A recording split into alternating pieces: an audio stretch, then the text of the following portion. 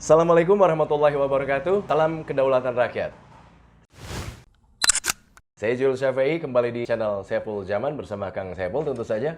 Mudah-mudahan sahabat semua dalam kondisi sehat walafiat ya. Amin. Dan terutama pikiran harus tetap dijaga sehat dengan kondisi seperti sekarang ini. Karena belum lagi persoalan internal, persoalan ranah domestik, keluarga yang banyak masalah mungkin ya. Dihadapkan dengan masalah-masalah di luar. Nah kalau kita tidak sehat, pikiran agak sedikit mengganggu tentu saja ya. Nah apapun persoalannya tentu harus kita tanggapi, kita respon dengan selalu positif. Nah, Dengan kepala dingin. dengan kepala dingin. Walaupun ya kadang-kadang juga suka panas juga gitu. Suka kesel gitu lah persoalan yang banyak muncul. Terlebih kita sekarang jutaan informasi masuk di handphone gitu, di smartphone ya. Seperti salah satu contoh adalah belum lama kita dihadapkan pada masalah pencairan JHT. Ini muncul lagi nih dari BPJS Ketenagakerjaan ya. Kemarin kan JHT tuh sampai sekarang belum selesai nih. Mau seperti apa keputusannya? Mau direvisi katanya. Mau direvisi katanya terakhir, tapi nggak tahu nih kapan nih kan. Ini muncul lagi viral nih Kang Epul soal keanggotaan golf senilai 3 miliar itu di laporan BPJS Ketenagakerjaan tahun 2019 gitu kan. Nah, ini kan polemik pencairan JHT belum selesai, ada muncul seperti ini gitu kan. Nah, ini viral karena dicuitkan oleh akun Twitter @rakyatpekerja ini. Nah, kalau nggak salah Rabu kemarin ya 23 Februari ini. Nah, memang di laporan BPJS Ketenagakerjaan 2019 itu 3 miliar nih untuk keanggotaan golf gitu loh.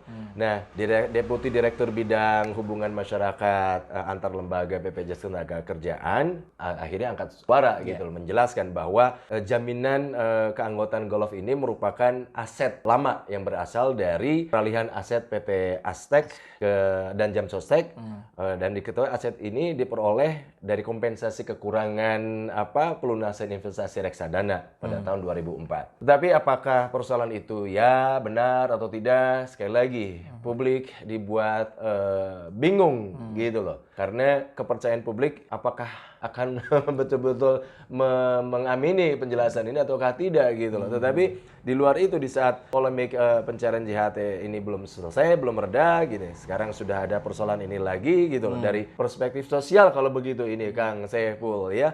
Melihatnya bagaimana Kang Epul menanggapi persoalan ini gitu Kang Epul? Ya, satu kata kunci saya kira sense of crisis ini yang tidak ada di para pejabat kita.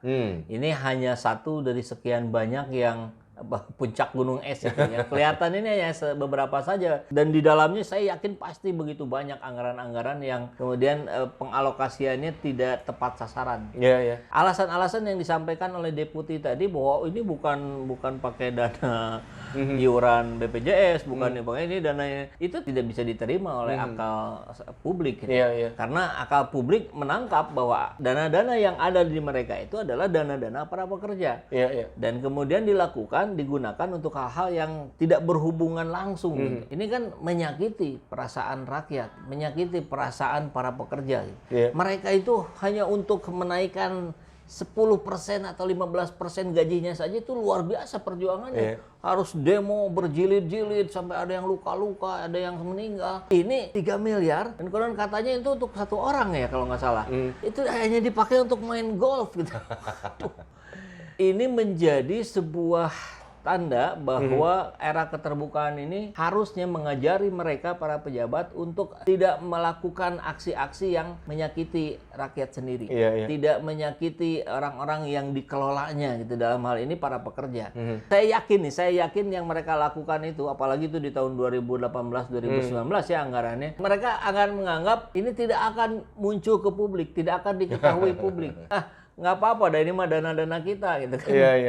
Untuk kita alokasikan sendiri. Ternyata muncul sekarang viral. Dan yaitu ini pelajaran terpenting buat para pejabat per hari ini, per detik ini setelah mereka yakin dan tahu gitu. Udah jangan main-main lagi gitu dengan uang perusahaan, dengan uang apalagi BUMN gitu. Kalau BUMN kan secara filosofinya jelas gitu bahwa itu tuh uang rakyat gitu. Karena badan usaha milik negara, negara dibiayai oleh rakyat. Gitu. Rakyat hari ini sedang sulit. Sulitnya barangkali sudah mencapai titik nadir gitu.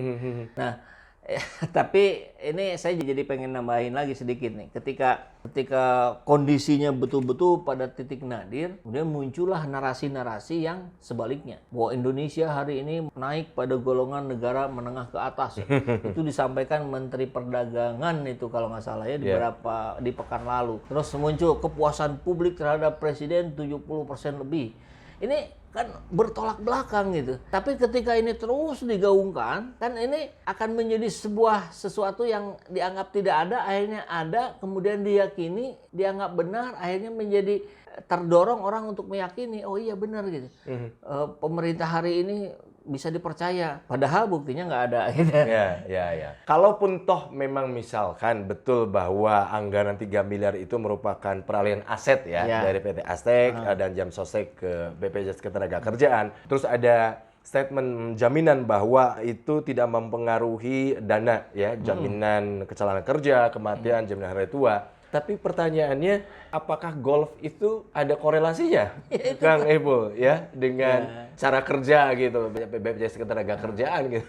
Nah, ini kalau mau dicari hubungan, pasti ada ya. Mungkin lobby-lobby gitu, Kang? Iya, itu dia. Kalau dicari hubungannya pasti ada. Misalkan, apa hubungan gajah dengan meja? Gajah suruh naik ke atas meja, maka meja itu akan berhubungan dengan gajah. Gitu. Nah, itu hubungan yang dipaksakan. Dalam konteks golf misalkan, kan golf itu bagus untuk melatih kesabaran, untuk fokus gitu kan. Banyak dalil bisa dikemukakan. Tapi tetap dalam konteks ini akal publik yang muncul di masyarakat itu tidak bisa dibantah dengan kata-kata seperti itu. Terus harusnya gimana? Harusnya dana itu dimasukkan saja ke kas BPJS.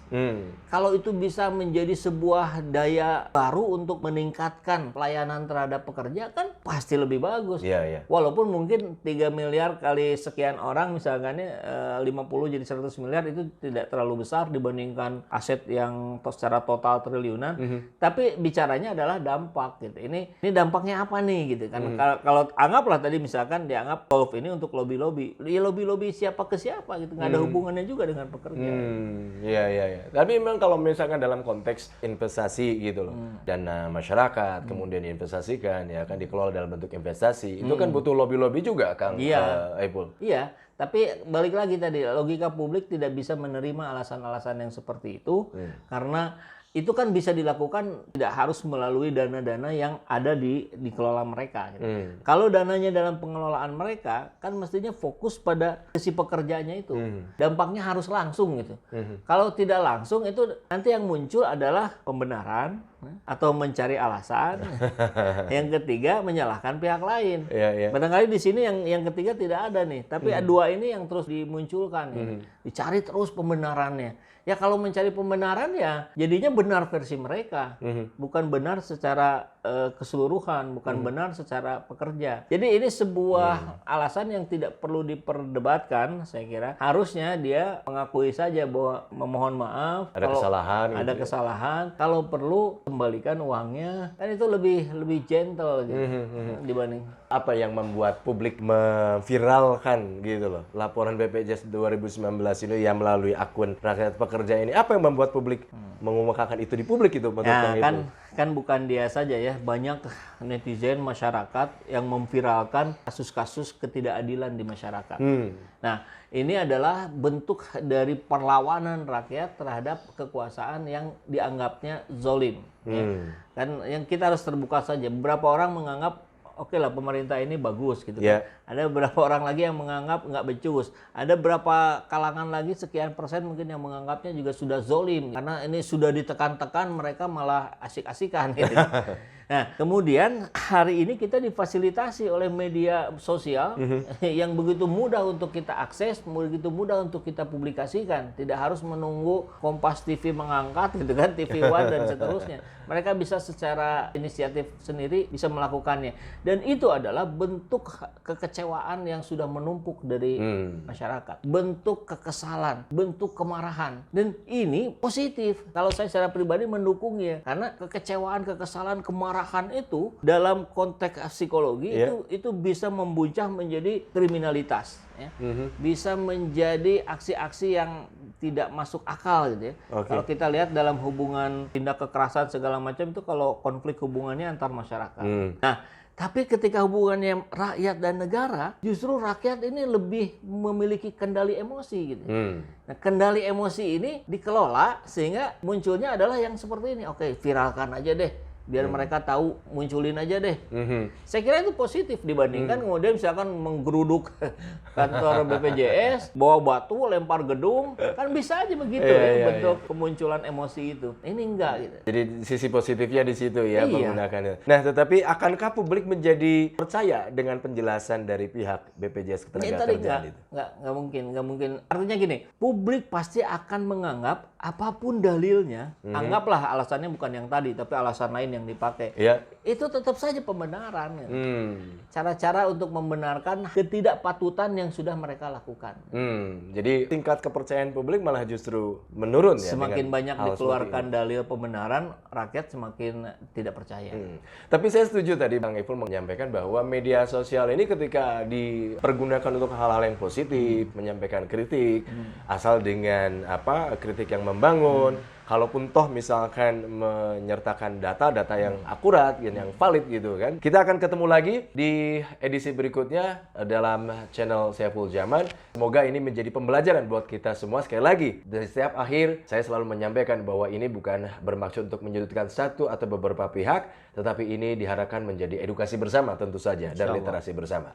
Saya Zul Safei, salam kedaulatan rakyat. Wassalamualaikum warahmatullahi wabarakatuh. Waalaikumsalam.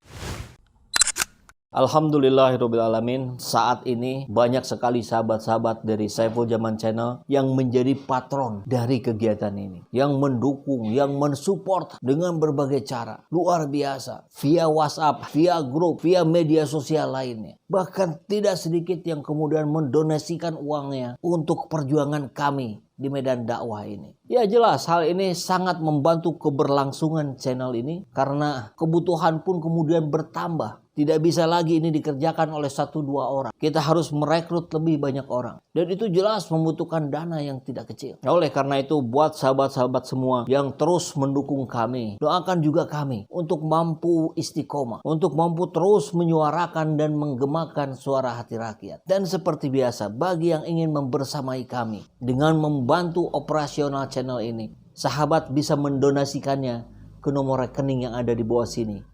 Dan silakan untuk mengkonfirmasikannya ke nomor yang ada di sini.